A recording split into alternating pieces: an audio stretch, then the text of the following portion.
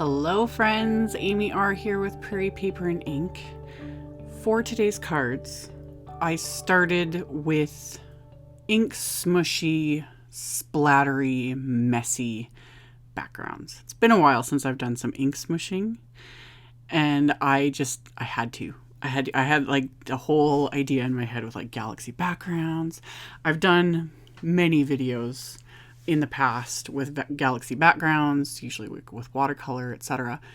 This time I wanted to try just with ink smushing, and also because I really wanted to incorporate the new Prize Ribbon Distress ink color, which love it. It just works. So I'm using Prize Ribbon, Broken China, Wilted Violet, and some black soot. And I'm just working on one of my Tonic Easy Clean mattes. And these are just the regular distressings. You can do this with oxides. You can do this with other like water reactive inks. My personal favorite though when it comes to ink smushing is definitely distress inks or oxides, either one, because just the way they layer and react, all that stuff. So this first panel, I'm just smushing the inks, onto the work surface, adding water, doing the splattery effect, drawing it between layers, and I'm going to get super heavy-handed with this. I've mentioned this before. I'm heavy-handed anyway with all like coloring and splatter and all the things, but I'm intentionally being heavy-handed with this because I want it really, really deep, really intense, really dark, because I'm going for like a galaxy look. So I just keep adding layers. I was just kind of curious to see how far I could go with this, because usually when I do ink smushing, I've told you guys, I usually stick to around, maybe I'll do it about I'll call it 3 layers. Because a lot of times it starts getting, muddy or just messy, and, you lose kind of all the definition, and it just kind of turns into a blob. But these sorts of colors work so well together. You got blue, purple, and black. Really, really simple. So they're not going to turn like muddy gray or anything like that. And again, I want deep, like just more, the more color, the more depth, the better. So I kept experimenting. I kept adding layers. I smushed that Prize Ribbon and added water, and then was like adding it with a paintbrush, doing splattering. And then you can see I just pressed it right in there. I was like, no, I need more. So I just kept playing with it. I was having fun. And then I mixed the Wilted Violet, which picked up some of the Prize Ribbon from my paintbrush. And oh, it makes the prettiest purple shade. I'm going to have to experiment with that later on. That like Prize Ribbon and Wilted Violet, yes, please, love. So anywho, I had fun with it. Just really, really intense. I went in and added black soot a lot, I know. But again, I want that really deep, deep, dark everything. Also because I wanted my background to be as dark as possible within reason. So that, the die cuts and everything and the sentiments that I'm going to add stand out a bit more. So this ended up being, I lost count of how many layers I ended up doing, but it still worked. And then I'm going to do the exact same thing, but this time I'm applying the inks to just a piece of acetate I have in my stash. I keep, I've shown this in videos. I keep all my random like packaging and pieces of plastic, all these things, because I use them for shakers, for just whatever. So doing it this way, I end up with basically the exact same results. It kind of depends on what you're doing, but when I'm being as heavy-handed as I am, they honestly, both backgrounds end up very similar. But when you're using a piece of acetate like this, it does give you more control because you can see where you're placing color. So that really helps too when you're using very different colors or trying for, a rainbow effect, etc. It helps to kind of see where the colors are going. Whereas when you're smushing the card upside down onto your work surface, you have no idea what's going to happen. But whatever floats your boat, either way works. I've done both. I like both for different reasons. And honestly, the biggest takeaway from all of it is just experiment. Like this will always look different to you depending on what type of paper you're working on. Like I'm working on distress watercolor paper, and I'm working on the textured side, not the smooth side. So that affects it as well. But like you could use other watercolor papers. You could use, Ranger's Heavy Stock. There's so many different, papers and watercolor papers and all those things out there. So use what you've got, experiment with it, do some ink smushing and some splattering and have some fun. This technique gets really messy. I have no problem with that. I have ink everywhere. All over my hands, it's under my nails, you know, stuck in my cuticles, all the things. Like, I'm a mess, and I love it. I had so much fun doing this. I got ink absolutely all over the place. But it's always fun, and I need to do this more often. So I highly encourage you guys to just sit and play and make some backgrounds. It's amazing sometimes. You kind of figure out what you like and color combos and all the different things. So with this second one, because I was using the acetate, I did do the colors separately versus with the first one, you know, you kind of do them all at the same time. But again, you can kind of do whatever you want. You know, you can do all the colors at once, or you can do them separately in layers like this. Just figure out what works for you, or just keep playing with it till you find, you know, what you like doing. And yeah, I just kept playing. You know, I was smearing it. I was getting my fingers right in there, using the paintbrush, all these things, and just building up, you know, all this depth and splatter and texture and fun stuff. And like I said, making an inky mess. Like, I literally had splatter on my glasses. It's everywhere, and I don't care.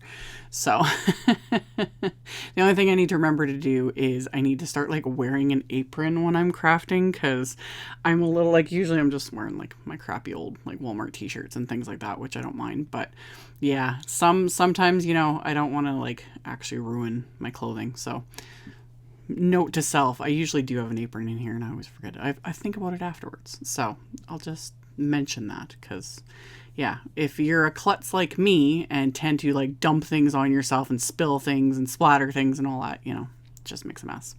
So both these backgrounds, like I said, they turned out very similar. So, you know, I was going to be like two different ways, but they're the same thing, you know, splattery, textured, purple, blue, black goodness. So they're completely dry. I trimmed off just the teensiest bit. You don't really even need to do that, but so they'll fit in the shaker pouches I'm going to use in a bit. So I did that, and then I still wanted to deepen this a bit. Not a ton, but a bit. So I took the prize ribbon ink and a blending foam, and I'm just blending this around the edges. I'm not bringing it in very far, because it is going to start covering up, and since I'm using the same color I was using, it is going to kind of obscure some of the texture and whatnot. So I only did it around the edges, just added that prize ribbon blue all around the perimeter, just to, again, kind of draw attention more to the center. And then after I've got that added, I'm going to add black soot lightly. Again, not going to add a ton of it, but just to the very edge of these panels. This is something technically like a person could probably skip if they didn't want to do it. Like, again, I was just experimenting to see what I liked, how this would look, how it would turn out. And I like it though. I do like that depth. So once I've kind of got those colors like blended on there, and then I just wanted that extra dimension, you know? So after I had everything blended on and then cleaned up the mess that is my work surface, once I've got everything cleaned up, I'm of course going to add more splatter, this time white splatter. That is one of the things with galaxy backgrounds, regardless of whether you're doing it this way or with watercolors or all the other different ways I've shown it in videos. 99% of the time it might look like crap, but once you add the white splatter, it completely changes it. So for my splatter, I'm using some Perfect Pearl powder. I just have my little porcelain palette here, and that little section has previously used Perfect Pearl powder, but also white gouache. White craft paint works as well. I really like Ranger's Picket Fence paint. I've shown all different sorts of options and things over the last however long for white splatter, but definitely Perfect Pearl powder because it gives it a bit of shimmer. So I just re-wet what was in there, added more Perfect Pearl powder, and then splattered like mad. Like, I scooped out every little bit that I could out of the palette and just went nuts with it. And this is where I literally had like white dots on my glasses later. I was like, why am I seeing things? And it's like, oh no, I've got splatter on my glasses. So anywho, completely covered these backgrounds with a ton of splatter because I needed to get my fix, obviously. So after I had splattered these heavily, I set them aside and let them completely dry. And then while those were drying, I die cut my main sentiments, which is the new Shoot for the Stars wafer die from Simon Says Stamp's Make Magic release. And I had die cut the layers from white cardstock. And then the top layer I die cut from holographic cardstock. So I'm going to stack my 2 white cardstock layers together, just using a bit of craft tacky glue. Not a ton of glue, just really thin little dots and lines and that sort of a thing. And then once I've got my 2 layers of the cardstock die cuts, stuck together, then I'm going to top it with that holographic, because holographic is also life. Like these cards just kind of encompass all my obsessions, ink and splatter and bling and hollow, and then I'm going to turn it into a shaker. All the fun things.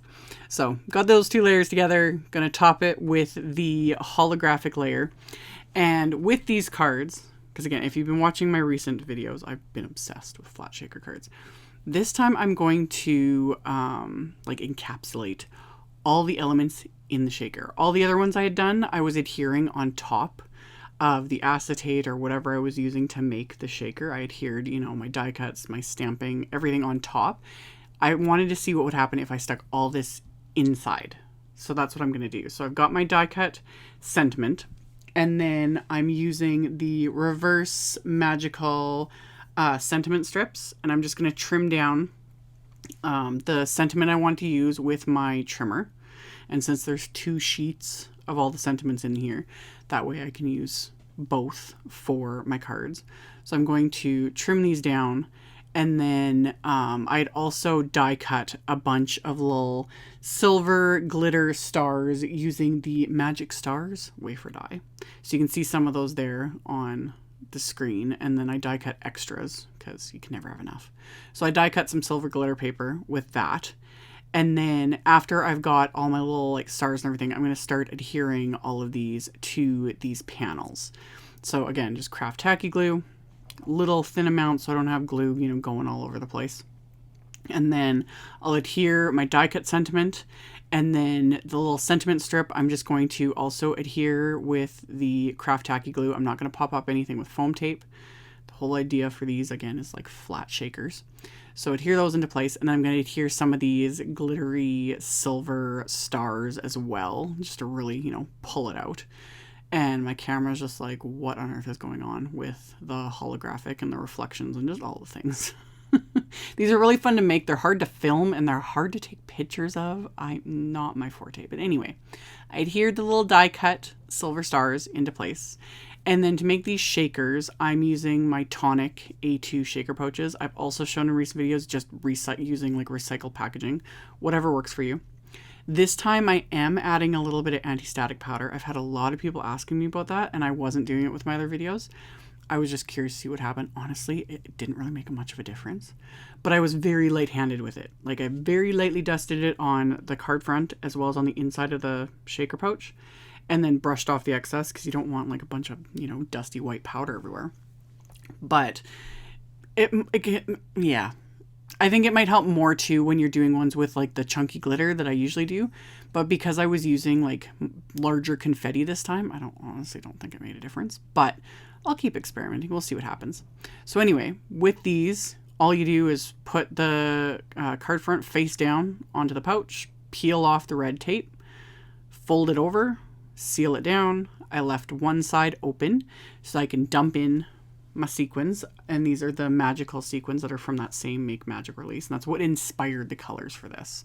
I was looking at those sequins and I was like, oh, prize ribbon blue, broken china, wilted violet, hello. Everything's just coming together. And then of course I still had to add some Studio Caudia chunky stars glitter because of course. So threw those in there as well, and then you fold over the last tab and there you have a flat shaker. And like I said, all of this is just inside the shaker this time. I like it. I'm going to keep experimenting. I like both options. All the other ones I did where I adhered the die cuts and everything on top, but I also like having it all inside. It's different. It's fun. Again, I'm obsessed. So I did the same thing with the second one. Used my anti-static powder and then just brushed off the excess, I did that on the front as well as on the inside of the pouch there. And then same thing, flip it over, peel off the backing, and then after I had adhered all 3 sides, I'm going to start filling it with the same sequins and glitter. And yes, I do, like, glitter just travels. I've had people like mentioning that in comments too. They're like, there's glitter everywhere. If you're a crafter, yeah, like, I know some people really hate glitter. It really is the herpes of the crafting world, but I love it. I love bling and I love glitter, you know, I can't not have it. And I really, really love flat shakers. I'm obsessed. So did the same thing with the second one, added the chunky star glitter, removed the final adhesive backing, and now my shaker elements are done. I need to work on the actual card bases. I'm using just top folding A2 white card bases, and I put them in my Misty, and I'm going to use sentiments from the Magical to Me stamp set because it all just ties in together. So I lined up the one magical sentiment with my Misty, and I am stamping that with Wilted Violet Distress Oxide ink. So stamp that on the inside of both cards, and then I take the rest of the sentiment, line that up, and I'm going to stamp that with some VersaFine Claire Nocturne ink. Stamp that, put the other card base in there, stamp that one, and then I took a bunch of the little stars from the stamp set because the stars coordinate with the die cut stars. They've got that fun little like chunky shape, I guess I'll call it, you know, because they're not like super sharp and defined. They're cute. So I took a bunch of the stamps from the set and just put them on acrylic blocks, and I'm just going to kind of stamp these, you know, randomly on the inside of the cards with the Prize Ribbon Distress Oxide ink and the Broken China Distress Oxide ink. So you could do that with the regular distress inks that I used for the ink smooshing for the card fronts. However, when it comes to actual stamping, I do prefer oxides. They stamp better because of the pigments. But again, whatever floats your boat. So did that, and then I'm going to add the die cut remaining, or some of the silver stars. All the rest of them I'm just going to put back in the package for the next time I use that wafer die. And then to adhere these shakers to the card bases, I'm just using score tape. You don't need super wide score tape. Like I've shown, I literally own every single size of score tape. So I just grabbed this stuff. I think this is the 1-inch score tape. It was just faster. So, and in the pieces that were too long, after I peel the backing off, I just fold those over so they're not sticking out. And then I'm going to carefully line this up because you get one shot with this when you're using like adhesive like this. So carefully line that up, and then it covers the entire card base. So this is an edge-to-edge flat shaker card. Repeat the process for the second one, and these are complete and fun, and I hope you guys enjoyed it. I loved making these. This video is part of a blog hop, so I will have that info in my blog post. But yeah, they're all shaky. Fabulous. Love. So, like I said, this is part of a blog hop. I will have that info in my blog post, which will be linked directly below this video. And I'll have the link to my supplies, all that info. Just check out the description box below the video for all of that if you are interested. Thank you all so much for watching and for subscribing and thumbs upping, commenting, all of it. I very much appreciate the support. And I will see you all very soon in the next video. Bye!